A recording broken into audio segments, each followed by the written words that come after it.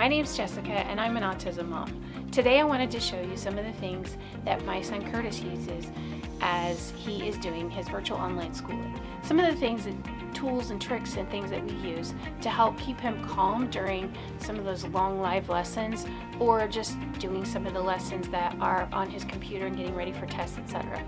When he is a little bit stressed and needing some of that sensory input like we talked about on the podcast on Monday night. Right here on the side of his desk we always have his headphones.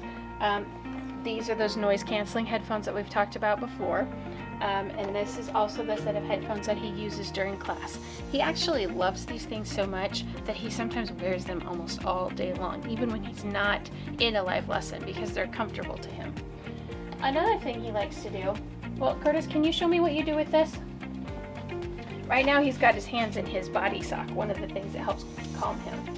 But this little toy doesn't make much noise, and it's just very soothing to him to be able to work with it and move it like that, but it's not that distracting and it helps him focus during the live lesson. Okay, let's put that down, bud. One of the other things that he likes to look at, remember how I showed you the timer and the bubbles? This is one of your favorites, huh, isn't it, bud? Mm-hmm. It's just calming to kind of pay attention to that. As we know, it's not as important for those with autism to have that eye contact with you or with their teacher because it's unnerving for them, but they're still listening if they're looking at something else while teaching is going on. So this is something that is just helpful for him to help him be able to not be nervous, but to focus on what is being said. Another couple things that we have. What do you have in your lap, bud? Yep, this is a rice bag that I made into a lap pad that just drapes over his legs. It was, I put a second seam in here because it was just as a full bag, it was sliding off, so I thought that this might help it stay on, and it has. And it's also something that he can grab onto and just kind of feel the little pieces of rice in here, so it's got a little bit of a texture sensation too. But having that little bit of extra weight gives some of that deep pressure therapy that sometimes that they do for him in occupational therapy. But always when you're doing anything that's weighted, make sure you talk to your occupational therapist and get the correct weights that they need to get the proper sensation, so it's not too heavy, but it's also not too light. Last thing that Curtis likes to have on sometimes is the body sock. Can you get a picture of your body sock?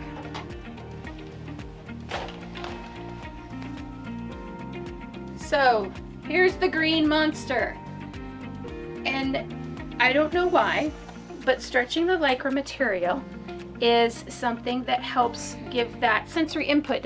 How does it feel when you do that, bud? It feels great. Helps him feel good, feels great. And this is just a Lycra material that I bought. It's just kind of sort of like the body sock that he was using in his occupational therapy. And of course the Lycra is not, he can breathe through there, he's fine. You want to stick your head out and show everybody you're fine? See? And then the extra stretch right here also gives him a sensation as well.